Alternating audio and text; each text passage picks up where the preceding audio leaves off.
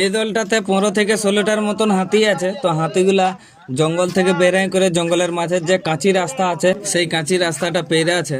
সঙ্গে ছোট বাচ্চাও আছে, ছোট বড় মিলে মোট 15 থেকে 16টার মতন হাতি হবে। তো সেই হাতিগুলা পেরে আছে।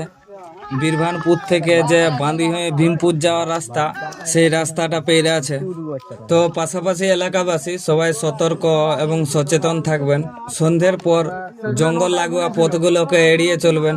আর বাড়ির থেকে বাইরে বার হলে বাড়তি সতর্কতা অবলম্বন করবেন এবং সঙ্গে একটা টর্চ লাইট নিয়ে বাড়ির বাইরে বের হবেন বিশেষ প্রয়োজনে।